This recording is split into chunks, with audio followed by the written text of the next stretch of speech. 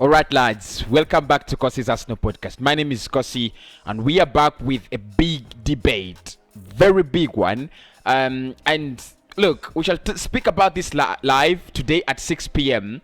The battle between James Maddison and AOUAR. But in this video, I'm gonna speak about how probably we can harness both players, both talents into the same lineup. Well, it looks a little bit like impossible if you take Maddison as an attacking midfielder and AOUAR as an attacking midfielder as well.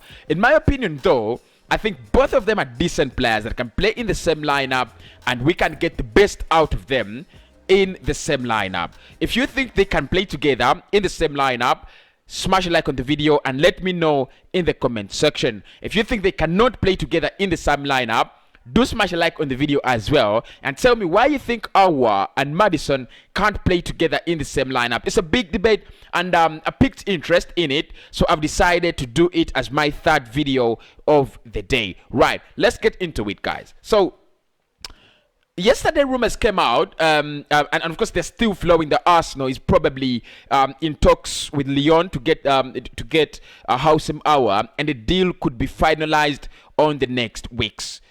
Official bid in, everything is being discussed as we speak at the moment. And of course the AFC Bell came out and said Arsenal also still want Maddison. They look at him as their top goal scoring midfielder. Now, one of the things you love about these two guys and why many people think they are so similar yet they are not, in my opinion, is both of them are goal scoring midfielders. Both of them have so many things in similar, but one of the things you're gonna love about them is the ability to score goals. If you look at their statistics last season, you're gonna be amazed. AOUAR, in 30 games, he scored 7 goals and 3 assists. In the previous season, 2019-2020, he had played 25 games, 3 goals and 4 assists. For James Maddison, last season he played 31 games, that just one game more.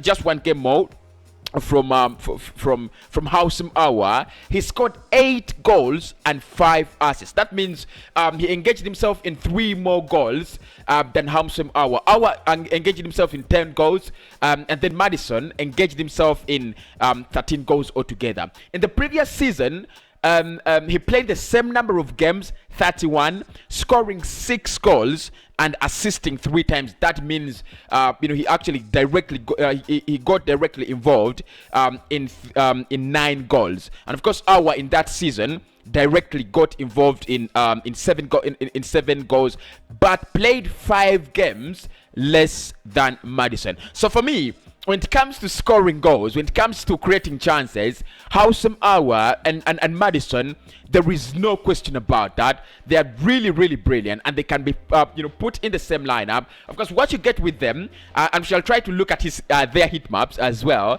If you put them in the same squad, you're a little bit imbalanced, because if you have Partey, AOUAR, and Maddison, it's like you're really you're really slanting towards the enemy's goal. But if the boat slants towards your goal, you're a little bit vulnerable, because I don't think if we look at some of the strength of AOUAR per 90, pass completion 83%, passes attempted 48 per 90, pressures 14.5 per 90, progressive carries 8 per 90, progressive passes 7 per 90, touches in the penalty area 6 per 90. Now, for a central midfielder, for a player who plays so far away from the strikers, from the 18 yards box, to be getting 6.4 touches in the penalty area, that is really, really massive. But if you look at his shot creating actions,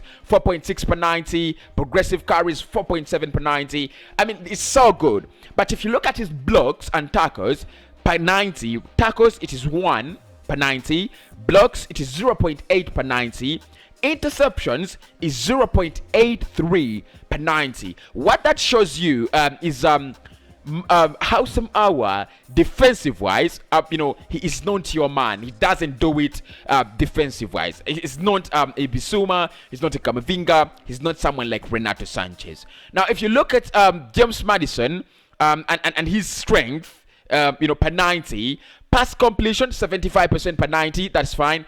Passes attempted 48 passes per 90. Pressures 14 pressures per 90. Progressive passes 6 per 90. Progressive carries 6 per 90. Shot creating actions 4.7 per 90. Progressive passes 4.3 per 90. Shots on total per 90 is 3 per 90.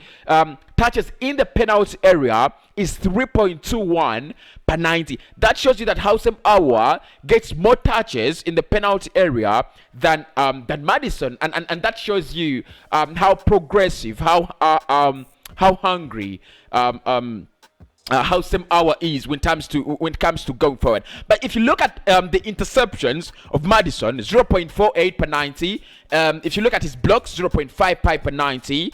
I need tackles 1.51 per 90. What that shows you is that both of these players, yes, they're so good going forward, but dropping back, they are not good. And probably you would argue that instead of signing Houssem Aouar, you would sign a player who's a little bit more rounded, because what Aouar does is he takes away the liberty and freedom of Thomas Partey, because he makes Thomas Partey that man that has to sit back and actually be guarding the door. So probably many Arsenal fans don't want to see that.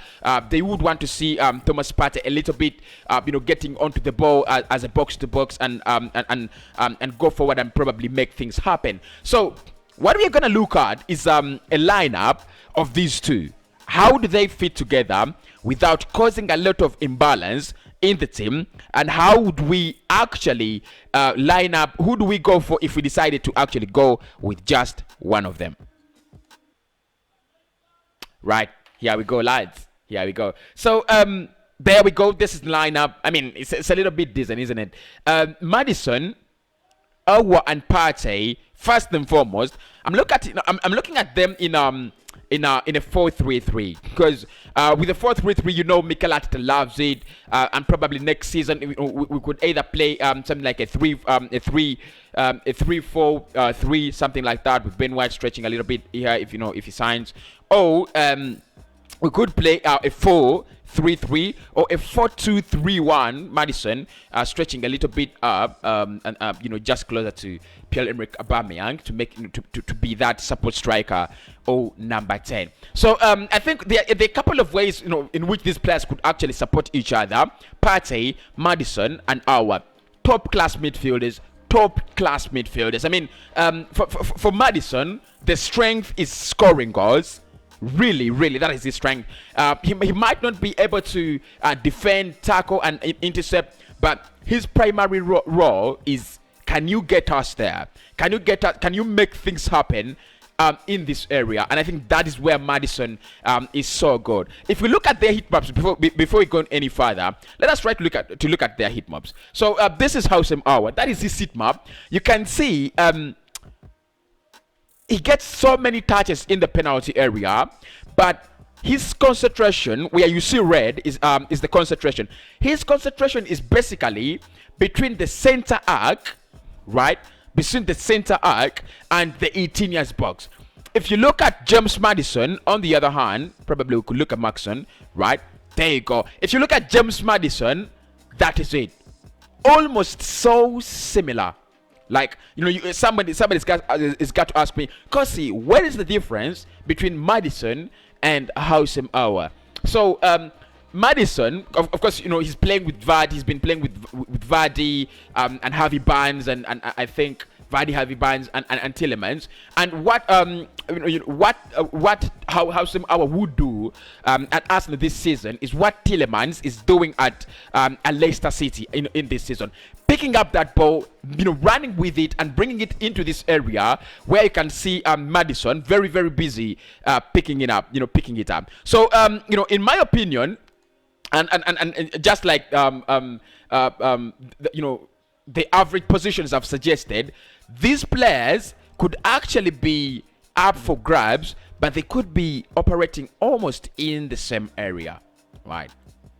Almost in the same area around here. So I think the difference for me, the difference is about the concentration. It's about the average positions, because with Houssem Aouar, his average positions, unlike Lokonga, because with Lokonga you have his average position around here, so deep, around here. Then you'd have a Thomas Partey around here. So you have Lokonga as a 6 and Partey coming in as an 8. But with Howsam Aouar, it is somewhat like the difference. You could have Thomas Partey around here, around in the center arc, and then you have Howsam Aouar just ahead, and then you have Maddison ahead of Howsam Aouar. Of course, what that gives you, and if you have Maddison and Partey and Aouar, what gives you is you can keep the ball, you can pass, you can really pass the opponent to death. That is the beauty, with having such quality. You can pass, your opponent to death. Spain did it yesterday against Italy. All they did was, playing something like a false 9 in Mikel Oyarzabal. So Oyarzabal, just drops back a little bit. Then here you have Busquets, and around here you have Pedri, who got involved as well.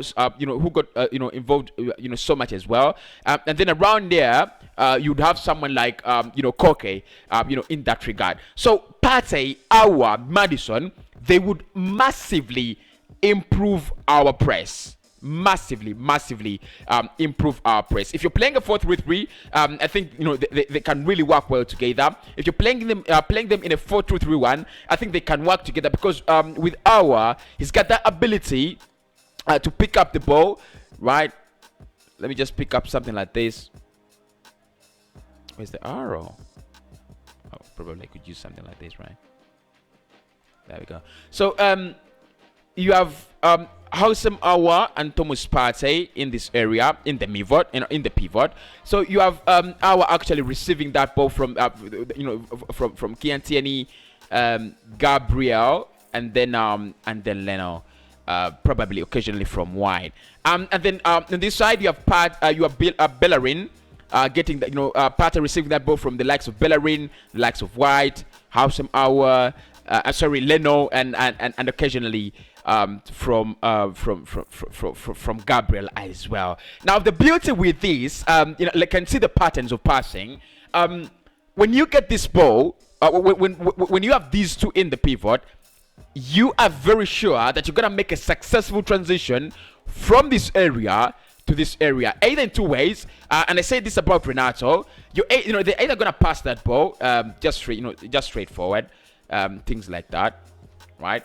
So things like that, or you could have Howsam Aouar dribble this ball into this area. The problem with Aouar is his dribbling has not been so good. If I can try to look at his statistics in dribbling, do I have them? Look, he has 8 progressive carries, ball carries, per 90, and that stands at around 95%.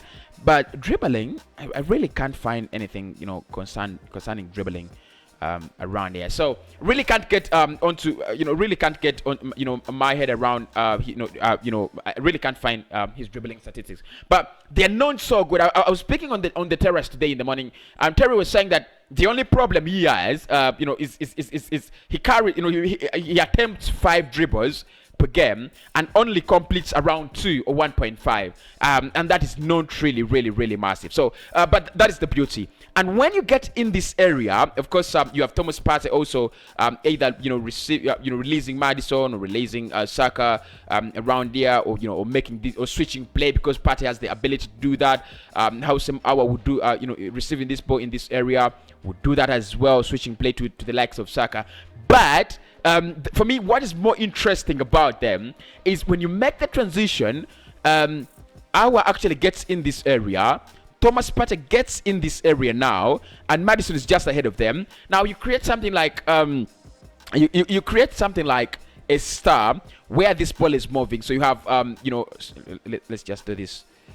clear this, right? So you have awesome hour, passing the ball to Thomas to Nicola Pepe and then getting it back. You have you have hour getting the ball, giving the ball to Aubameyang and then getting it back, and then you have him giving it to Maddison and then receiving it back. Around this area, he passed, those exchanging passes with Thomas Partey, then exchanging passes with of course if he looks for Saka, then you expect Saka to fall back to either Thomas Partey or Hector Bellerin, who would be in this area, or Saka releasing Bellerin on that occasion as well. So the beauty with it is it would really upgrade our press, which was so poor last season. You'd have us now pressing like a Manchester City, right? I mean, who wouldn't love that? Our would be your Kevin De Bruyne, right?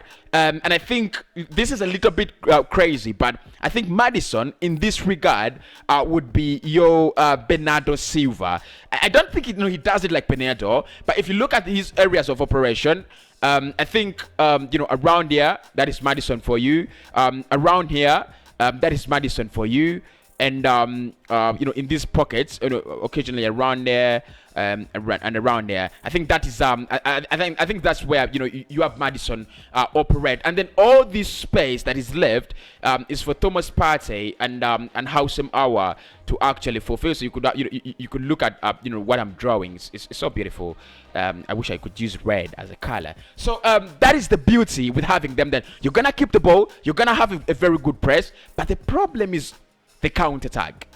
So to play like this, you have to replace Hector Bellerin. That means you need a very, very fast right back who makes these runs and then comes back at a very, very fast rate. I think Tian is well in terms of going up front, and making those runs along that channel, and then going and then coming back. I think Tian is fine.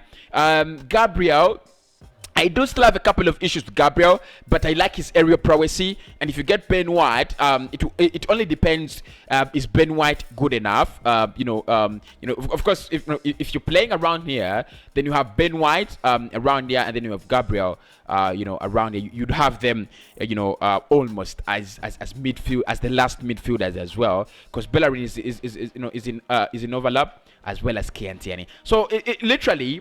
It would expose us to be playing a high line, defend. I mean, have the ball, for so long, but it would really expose us to to playing a high line. And the problem with the high line is quite easy. Let me just get a very, very weird tool around there, right? So, will you see that? Probably you should use this. So, right.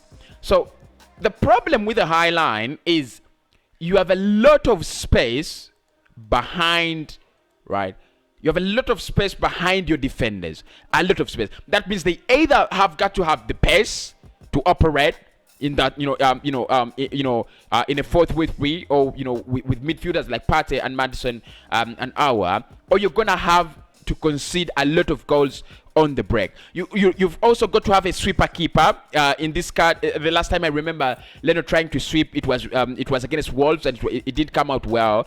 But you've got to have a sweeper keeper who's always around there. I think Manuel Neuer, is a perfect example. So that when this ball, gets past Gabriel and White, Leno can come and mean it in that area. Can they line up together? Absolutely. Well, can we get both of them? It's a difficult one.